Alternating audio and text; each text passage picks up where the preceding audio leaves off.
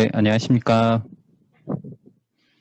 네, 오늘은 첫 번째 트레이32 웨비나입니다. 바쁘신 가운데 참석해주신 분들한테 대단히 감사드리고요.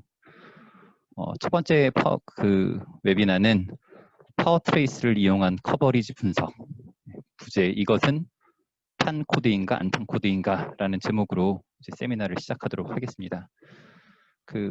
수업 말미에 이제 제가 메일 주소나 또는 연락처를 남겨드릴 테니까 추가로 이제 질문이 있으시거나 또는 자료가 필요하신 분께서는 관련해서 요청을 주시면은 저희가 이제 답변을 드리도록 그렇게 하겠습니다.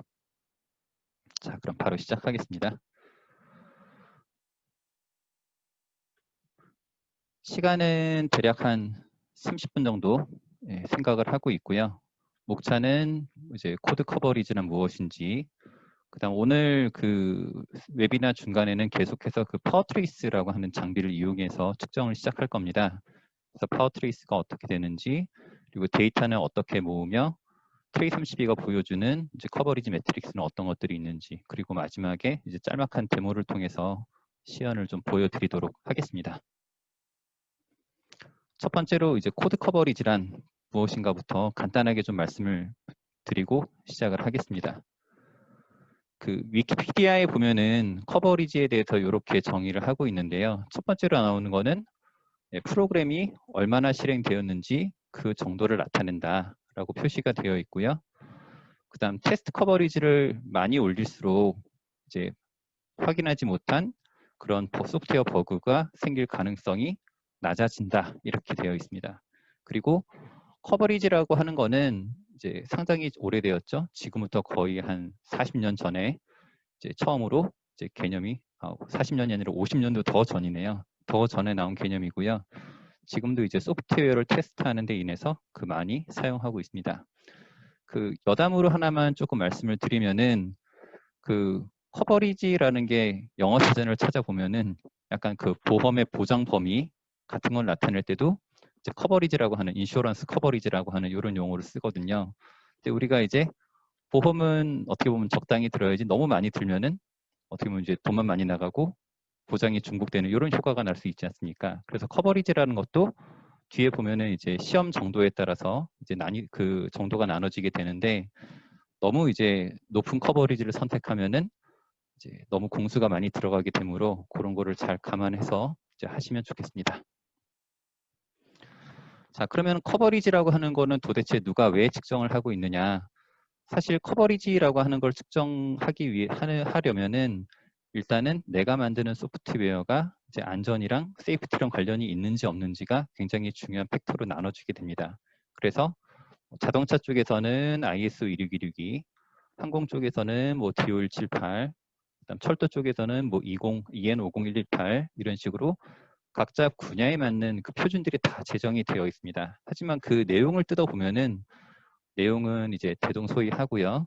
그리고 우리가 이제 세미나에 참석하신 분들은 꼭 이런 자동차나 국방이나 철도나 원자력뿐만 아니라 일반적으로 이런 전기 전자제품을 만드는 그런 직업에 종사하실 거라고 생각이 듭니다. 그래서 이 세미나에 관심이 있으셔서 참석을 해주셨을 거라 보고요. 그래서 우리는 안전한 소프트웨어를 만들기 위해서 또는 안전한 세상을 만들기 위해서 코드 커버리지를 측정을 한다라고 이렇게 생각을 하시면 되겠습니다.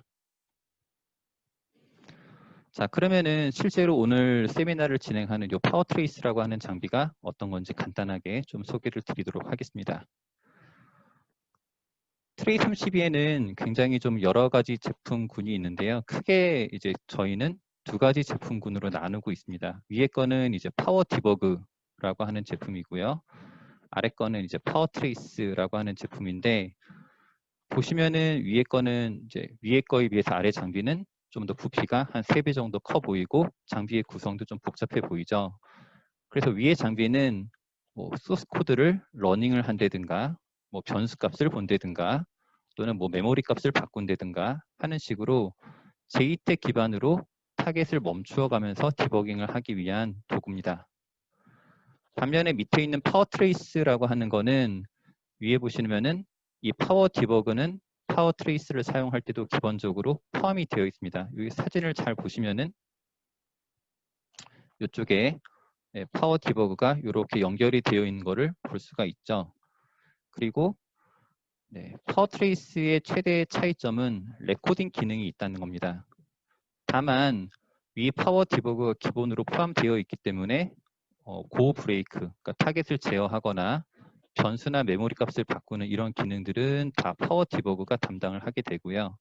파워 트레이스는 순전히 레코딩이라고 하는 기능만 하도록 되어 있습니다. 그리고 오늘 소개해드리는 커버리지를 분석하기 위해서는 이 레코딩이라고 하는 기능이 필요하게 됩니다. 자, 그러면은 도대체 파워 트레이스가 어떤 식으로 레코딩을 하게 되느냐? 첫 번째로 필요한 거는 프로세서에 달려 있습니다. 왜냐하면 프로세서에 따라서 수행한 코드 정보를 생성해 주는 프로세서가 있고 수행한 코드 정보를 생성하지 못하는 프로세서도 있습니다. 그래서 오늘 소개해드리는 파워 트레이스를 이용한 커버리지를 측정하시기 위해서는 첫 번째로 내가 사용하는 프로세서가 수행한 코드 정보를 생성할 수 있는 것인지를 확인해 봐야 됩니다. 두 번째는 사진에 있는 것처럼 별도의 커넥터를 통해서 수행한 코드 정보를 파워 트레이스 쪽으로 넘겨줄 수가 있어야 되거든요. 그래서 이 두 가지를 다음 페이지에서 조금 더 상세하게 말씀드리도록 하겠습니다. 자, 첫 번째로 볼 거는 프로세서의 지원 여부인데요. 일반적으로 많이 사용하시는 ARM이나 파워PC나 아니면 트라이코어나 뭐 TI-DSP 등에 보면은 ARM에서는 ETM, 파워PC에서는 넥서스 이런 식으로 키워드를 검색해 보시면은 해당하는 칩 매뉴얼에서 이런 트레이스에 관련된 기능이 지원하는지 안 하는지를 볼 수가 있습니다. 경우에 따라서 이제 매뉴얼을 확인하시기가 어려우시면은 저희 쪽으로 검토하시는 프로세서 이름을 알려주시면 저희가 지원 여부를 확인해서 답변을 드리기도 합니다. 다음으로는 하드웨어 설계에 관련된 부분인데 여기 보시는 것처럼 일반적인 JTAG 커넥터 외에 트레이스를 위한 별도의 커넥터가 필요합니다. 이제 가끔 고객분들과 상담을 하다 보면은 여기 있는 것처럼 나는 JTAG 핀들을 다 설계를 해놨는데 별도의 트레이스 핀을 뽑아야 되느냐라고 물어보는 분들이 계시는데 네, 별도의 트레이스 핀을 뽑으셔야 됩니다. 그리고 그 트레이스 커넥터는 내가 사용하는 프로세서가 병렬 방식의 트레이스를 지원하는지 또는 직렬 방식의 트레이스를 지원하는지에 따라서 커넥터를 다른 모양으로 설계를 하셔야 됩니다. 꼭 그렇지는 않지만 일반적으로 최근에 나온 프로세서일수록 그리고 고성능의 프로세서일수록 시리얼 트레이스를 지원할 가능성이 높습니다. 왜냐하면 병렬 트레이스의 경우에는 상대적으로 많은 데이터 핀을 확보를 해야 되기 때문에 고속의 직렬 포트를 사용하는 이 시리얼 트레이스 방식을 점차 많이 사용하고 있습니다. 그러면은 프로세서가 만들어낸 데이터를 커넥터를 통해서 파워 트레이스로 받는다면은 어떻게 이런 데이터를 분석하는지를 간단하게 보여드리도록 하겠습니다. 일단 프로세서가 만들어내는 정보는 여기 왼쪽에 보이시는 것처럼 이렇게 주소 정보밖에 없습니다. 그러면은 우리가 아까 트레이스는 레코드 기능이 있다고 말씀드렸고 파워 디버그는 메모리에 접근을 할 수 있다고 말씀드리지 않았습니까? 그러면은 파워 디버그는 메모리에 접근을 하고 파워 트레이스는 레코드를 할 수가 있으니까 이 두 가지를 잘 조합을 하면은 트레이스 내역과 메모리 값으로 어떻게 코드가 흘러왔는지를 이제 재구성을 할 수가 있겠죠. 그래서 기본적으로는 이러한 어셈블리 수준의 코드 커버리지를 먼저 파악을 할 수가 있습니다.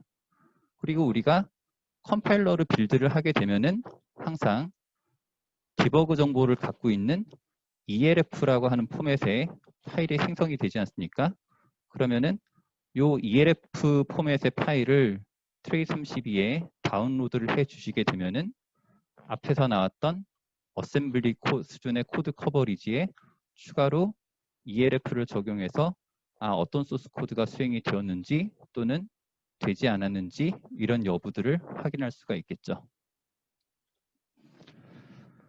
자, 트레이32가 코드 커버리지를 수집하는 방법은 크게 말씀드리면은 실시간 트레이스 레코딩 방식과 또 하나는 누적하는 방식이 있습니다. 조금 나누어서 말씀을 드리면은 리얼타임 스트림이라고 하는 이 RTS 방식은 프로세서가 생성한 코드 수행 정보를 파워트레이스가 스트림 데이터로 받아가면서 그거를 실시간으로 분석해서 결과를 보여주게 됩니다. 장점은 PC에 임시 파일도 만들지 않고 또는 저장 공간에 제약을 받지도 않습니다. 그리고 대부분의 ARM, PowerPC, 트라이코어 계열들의 트레이스 프로토콜을 다 지원하고 있습니다. 하지만 경우에 따라서 이제 가상화 OS를 사용한다든가 또는 프로세서가 이런 프로토콜을 사용하지 않고 다른 트레이스 프로토콜을 사용한다 하는 경우에는 아직까지 일부 지원하지 않는 사항도 있으니까 그런 부분들은 저희 쪽으로 문의를 주시면은 저희가 확인 후에 답변을 드리도록 하겠습니다. 자, 경우에 따라서 내가 사용하는 또는 테스트하고자 하는 환경이 앞에서 나왔던 실시간 트레이스 방식을 지원하지 않는다면은 이 페이지에 나오는 인크리멘탈, 다시 말해 누적할 수 있는 이런 방법을 사용하시면 됩니다. 첫 번째로 과거부터 사용하던 방식은 파워트레이스의 용량, 예를 들어서 4GB만큼 데이터를 저장하고 그거를 분석하고 또 4GB만큼 저장을 하고 분석을 하고 이렇게 반복하는 픽스트 사이즈라고 하는 방식을 주로 써왔었습니다. 근데 요즘에는 하드웨어 성능도 좋아지고 PC 성능도 좋아지고 또는 OS 성능도 좋아짐에 따라서 프로세서가 만들어낸 데이터를 그냥 파워트레이스 4GB를 커다란 하나의 그냥 버퍼 저장 공간처럼 사용하고 PC로 바로 전송을 할 수가 있습니다. 그래서 그 방식을 스트림 모드라고 부릅니다. 자, 어떻게 생각하면은 지금 여기에서 보는 스트림 모드랑 앞에서 나왔던 이 RTS 모드랑 똑같아 보이는데 라고 생각하실 수도 있는데요. 공통점은 파워트레이스의 용량 4GB의 제약을 받지 않는다 라고 하는 사항은 공통점입니다. 차이점은 어떤 거냐면은 RTS는 임시 파일을 만들지 않고 실시간으로 데이터를 분석해서 보여줍니다. 뒤에 나오는 스트림 모드라고 하는 거는 임시 파일을 만들고요. 만들어 오는 임시 파일을 뒤에 분석을 하는 이런 구조로 되어 있습니다. 그래서 사용 가능하시다면 가능하면은 RTS 방식을 사용하시는 걸 추천을 드리고 RTS라는 방식을 지원하지 않는 경우에만 이 뒤에 나오는 스트림 모드를 사용하시기를 권장하고 있습니다.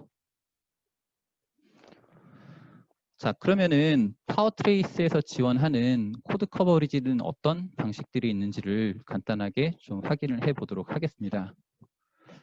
ISO 26262 매뉴얼을 보면은 시험을 유닛 레벨로 하실 건지 또는 아키텍처 레벨로 하실 건지에 따라서 유닛 레벨로 하실 때는 스테이트먼트, 브랜치, MCDC와 같은 방법을, 아키텍처 레벨로 하실 때는 펑션 또는 콜 커버리지를 이제 사용하시도록 이렇게 레커멘드를 하고 있는데요.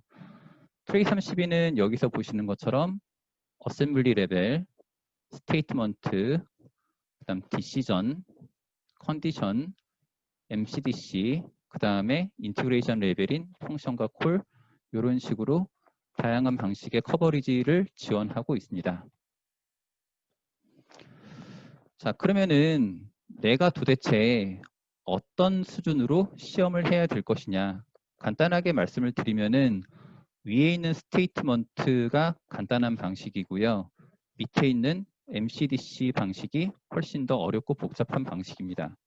그래서 앞에서 나오는 ISO 26262의 레커멘데이션을 봐도 내가 개발하고자 하는 소프트웨어가 어느 정도나 위험과 밀접한 관련이 있느냐에 따라서 위험도가 낮으면 A, 위험도가 높으면은 D로 위험도에 따라서 판정을 하게 되고, 위험도가 만약에 높지 않다면은 간단한 스테이트먼트 커버리지로, 위험도가 정말로 굉장히 높은 소프트웨어라면은 그때는 MCDC나 브랜치 커버리지로 이렇게 사용하시도록 권고하고 있습니다. 그래서 무조건 나는 MCDC가 가장 수준이 높은 커버리지 측정 방법이니까 MCDC야 라고 하는 것보다는 내가 개발하는 소프트웨어가 어느 정도 위험도를 가지는지를 적절히 평가를 하시고 그에 알맞는 방식으로 시험을 하시는 게 좋겠습니다.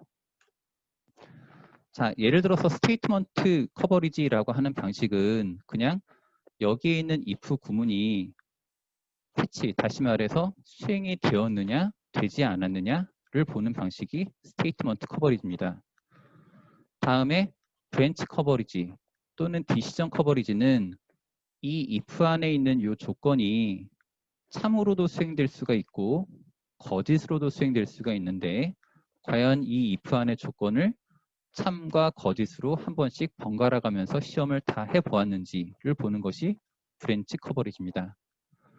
마지막에 나오는 MCDC 커버리지는 이 안에 나오는 이 조건의 조합이 참도 될 수 있고 거짓도 될 수 있는데 이 참 거짓이 여기 나오는 A, B, C 세 개의 변수들이 어떤 조합을 가지냐에 따라서 서로 달라질 수 있지 않습니까? 그래서 이 A, B, C 세 개의 변수가 서로 영향을 주지 않는 독립적으로 각 조건을 실행해서 결과를 검증하였는지 보게 됩니다.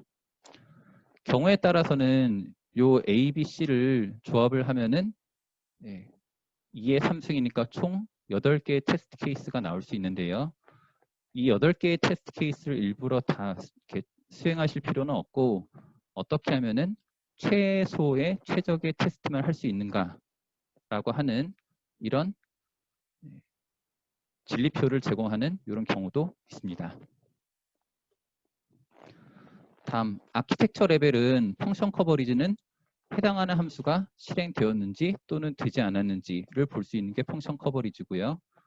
콜 커버리지는 함수 간의 호출 관계가 한 번 이상 실행되었는지를 보는 겁니다. 예를 들어서 여기 보면은 펑션 A, 펑션 B, 펑션 C 세 개의 함수가 테스트 펑션이라고 하는 이런 함수를 호출하는 구조로 만들어져 있습니다.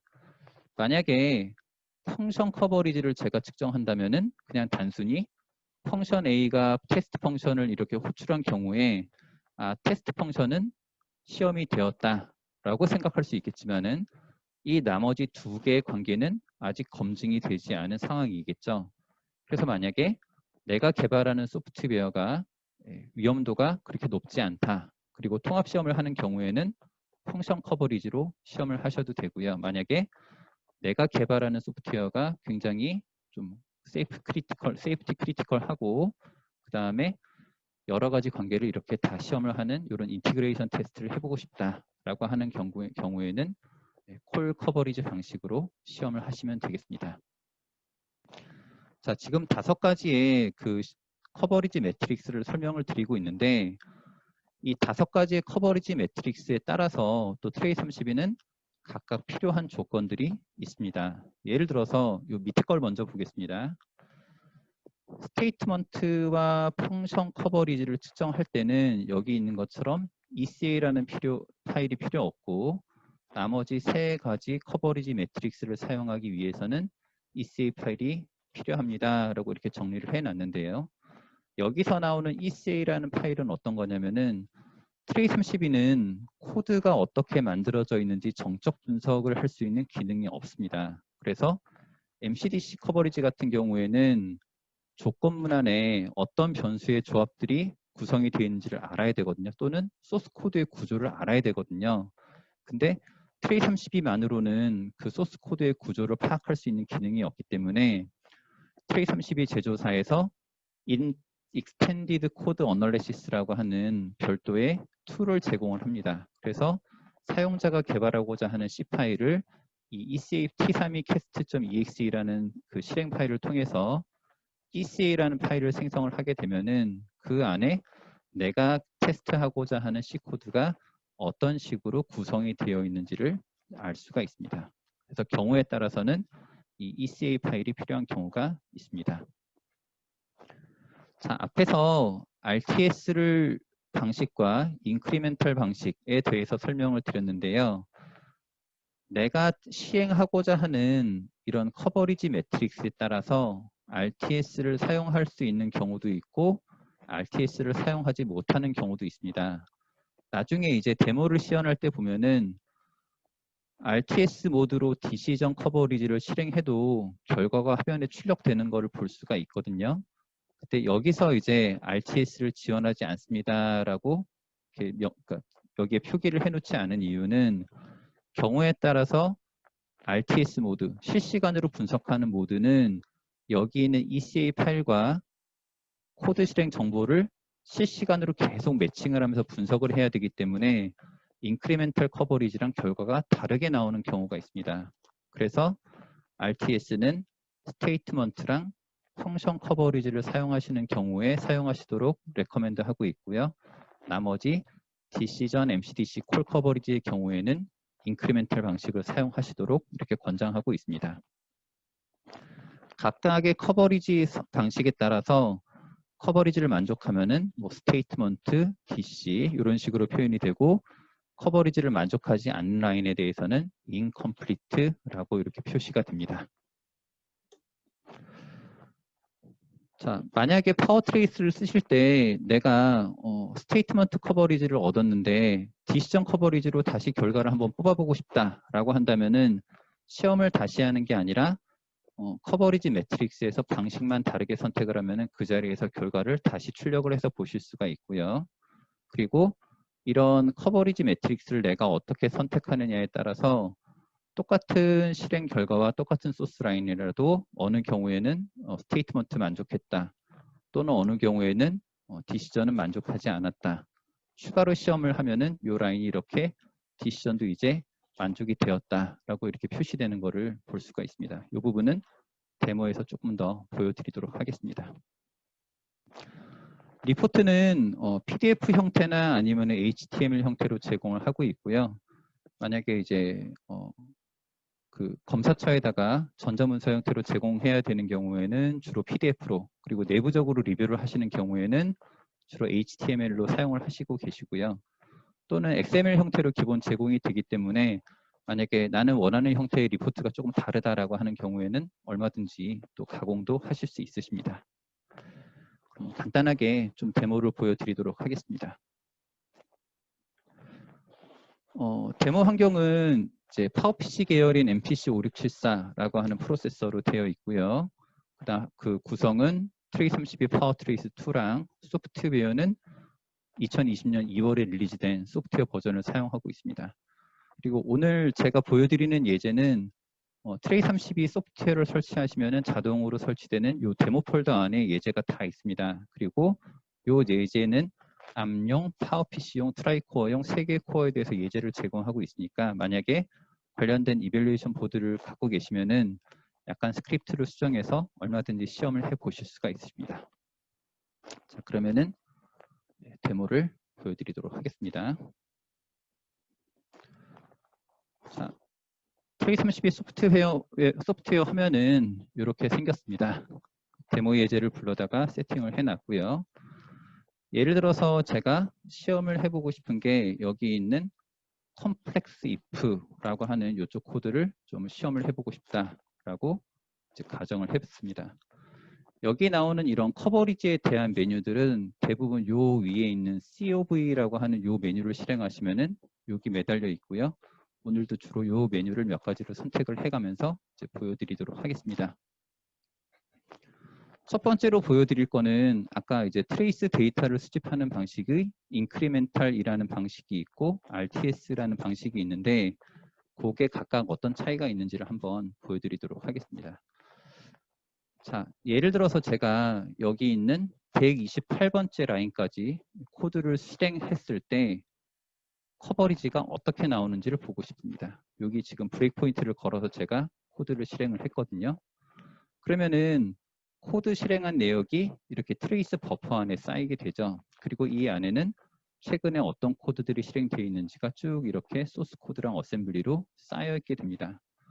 이 데이터를 기반으로 제가 커버리지 정보를 추가해라 라고 하면은 여기 있는 add라는 버튼을 눌러서 어떤 코드가 실행되었는지 또는 되지 않았는지를 볼 수가 있습니다. 예를 들어서 제가 코드를 2줄 더 실행하겠다 라고 한다면은 다시 코드를 실행하고 add라는 버튼을 이렇게 눌러가면 되겠죠. 그래서 이렇게 제가 잘게 나누어서 테스트를 하는 방식이 인크리멘탈 방식입니다. 자, 근데 경우에 따라서 자, 트레이스 버퍼를 제가 일부러 조금 줄였는데요. 예를 들어서 내가 가지고 있는 파워 트레이스의 용량이 4GB로 유한하다라고 한번 가정을 해보겠습니다. 현재 상태에서 타겟 코드를 러닝하면은 어느 정도 시간이 지나게 되면은 트레이스 버퍼는 다 차게 될 거고요.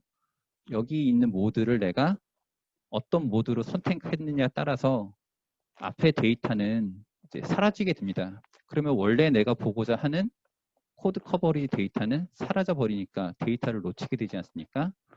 자, 그래서 이럴 때 사용할 수 있는 방식이 여기 있는 스트림이라고 하는 방식입니다. 앞에 나오는 P4를 선택하면은 트레이스 데이터의 사이즈가 제한적인 반면에 스트림이라고 하는 방식을 선택하게 되면은 사이즈의 제약이 없어집니다. 그리고 타겟을 러닝하게 되면은 파워 트레이스 장비 자체가 하나의 커다란 중간 버퍼 역할을 하고 데이터는 연속적으로 계속 사용하시는 호스트 PC 쪽으로 이제 전송하게 되는 거죠. 그러면은 PC의 임시 파일 형태로 트레이스 데이터를 쭉 쌓아놨다가 나중에 여러분들께서 시험을 다 마치시고 나면은 그 뒤에 여기 있는 add 버튼을 눌러서 여태까지 쌓아놓은 데이터를 커버리지 데이터로 이렇게 변환해서 저장을 해주시면 되겠습니다. 자, 지금 이제 밑에 보면은 서서히 데이터가 올라가는 게 보이는데요. 지금은 제가 이제 잠깐 테스트를 했으니까 이 정도 속도로 이제 올라가게 되지만은 만약에 여러분들께서 뭐 1시간 또는 2시간 시험을 했다라고 하는 경우에는 상당히 이 분석을 하는 시간이 더 오래 걸리게 되겠죠. 그래서 아까 말씀드렸던 RTS라는 방식을 가능하면 사용하십시오라고 이제 말씀을 드리는 겁니다.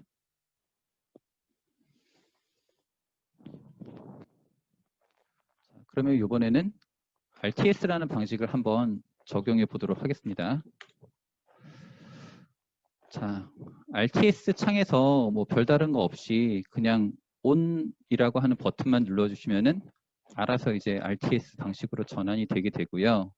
이때 Go라는 버튼을 누르게 되면은 자동으로 알아서 현재 수행되고 있는 커버리지 방식을 이제 결과를 이렇게 보여주게 됩니다.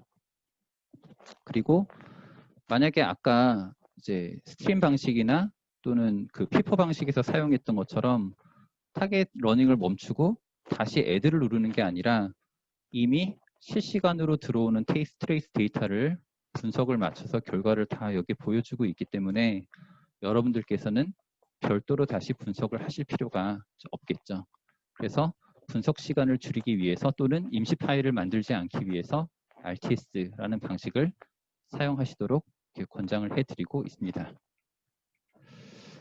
자, 예제를 다시 한번 불러와서 처음부터 다시 한번 좀 보여드리도록 하겠습니다. 자, 만약에 제가 이 컴플렉스 if라고 하는 이 라인을 다시 한 2줄 정도만 실행을 해보도록 하겠습니다. 그리고 커버리지 데이터를 add를 해서 결과가 어떻게 나오는지 한번 보죠. 자, 만약에 제가 소스 코드 매트릭을 스테이트먼트라고 이렇게 바꿔준다면은 여기 보시는 것처럼 아직 이 밑에 줄은 실행이 되지 않은 관계로 incomplete라고 나올 거고요. 그 다음에 요 2줄은 실행됐으니까 statement. 그리고 여기 있는 if 조건문도 일단 코드가 실행되면서 한 번은 실행이 되었으니까 statement라고 이렇게 표시가 되겠죠. 하지만 제가 시험 방식을 decision이라고 바꿔주게 되면은 테스트를 다시 하는 게 아니라 아까 말씀드렸던 것처럼 현재 제가 시험한 데이터로 이 if문은 참 거짓의 모든 조합을 마치지 않았으니까 여기 보이는 것처럼 incomplete라고 이렇게 표시가 되겠죠. 마찬가지로 코드를 다 수행하고 나서 결과를 따져봐도 결과가 이렇게 조금 커버리지 매트릭스에 따라서 다르게 나오는 것을 볼 수가 있을 거고요. 실제적으로 모든 컴플렉스 if 테스트를 마치고 나서 결과를 보면은 그때는 MCDC를 만족한다든가 또는 디시전 커버리지를 만족한다든가 이런 식으로 결과를 확인해 보실 수가 있으십니다. 자, 지금은 뭐 이제 간단하게 끊어서 이제 보는 거를 말씀을 드렸는데 실제로 RTS를 가장 잘 사용하실 수 있는 그 경우를 제가 하나 예제로 만들어서 좀 보여드리도록 하겠습니다.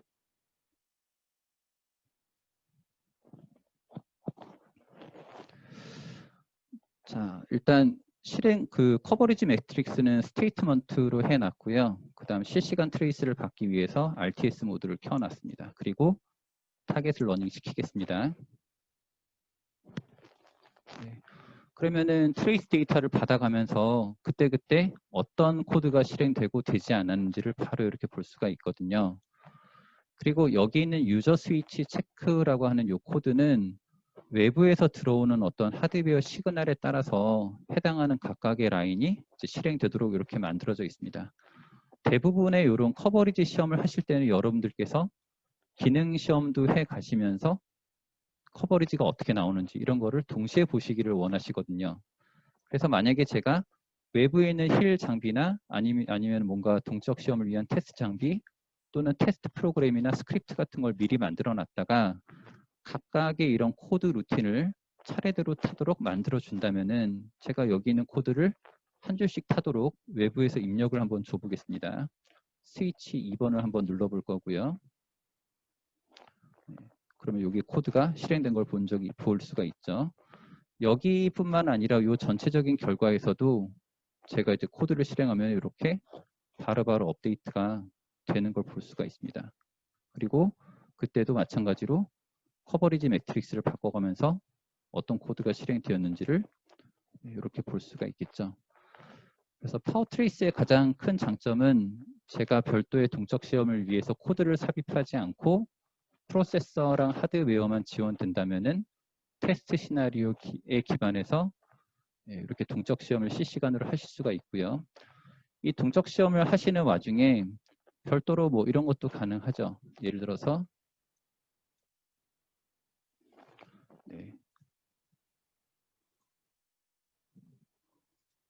내 코드가 어떻게 흘러왔는지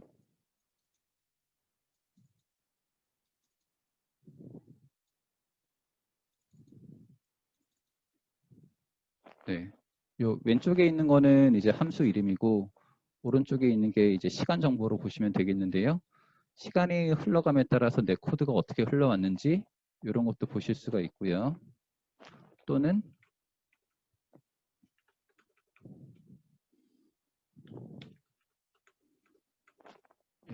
뭐 이런 식으로 내가 개발하고 있는 어떤 코드가 요거는 조금 안 되겠네요. 다른 예제를 하나 불러보겠습니다.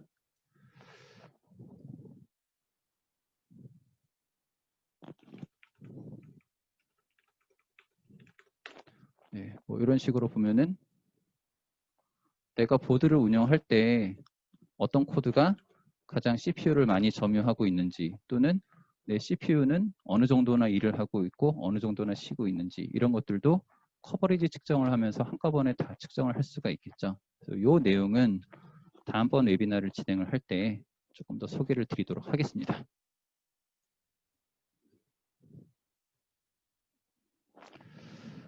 자, 다시 슬라이드로 돌아왔습니다. 그래서 결론적으로 말씀드리면은 커버리지를 측정하는 거는 뭐 꼭 ISO 16126이나 또는 뭐 DO 178처럼 반드시 소프트웨어 안전을 이렇게 따져야만 되는 이런 것뿐만 아니라 일반적으로 전기전자 소프트웨어를 개발하면은 이런 산업 표준에서 요구하고 있으므로 소프트웨어 품질 향상을 위해서 한 번쯤 측정을 해보실 필요가 있습니다. 그리고 경우에 따라서는 이 코드가 과연 의미가 있는 거냐 없는 거냐를 따지기 위해서 이런 메모리 최적화에도 사용하실 수가 있습니다.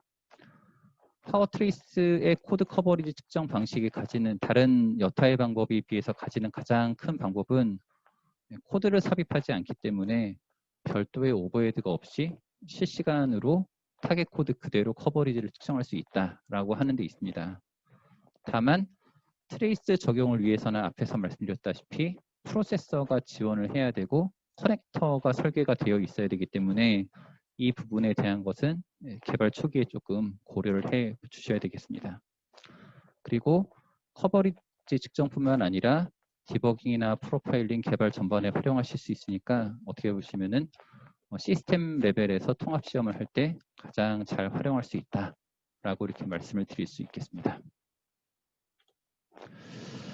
자, 여태까지 설명을 간단하게 드렸는데요. 추가로 이제 궁금하신 것은 잠시만요. 네, 이쪽에 요거는 저희가 전체가 받아볼 수 있는 이메일이고요. 또는 요 아래쪽에 있는 것은 제 개인 이메일입니다. 그래서 오늘 세미나 진행한 내용에 대해서는 제 개인 이메일 아이디로 주시면은 추가로 자료를 보내드리거나 아니면은 이거를 웨비나 말고 일하시는 사이트에 와서 한번 진행을 해주셨으면 좋겠다라고 할 때는 고객사에 방문해서 이렇게 세미나를 진행할 수도 있으니까 그렇게 요청 주시면은 되겠습니다. 네. 마지막으로 광고 말씀 하나만 드리고 정리를 하겠습니다.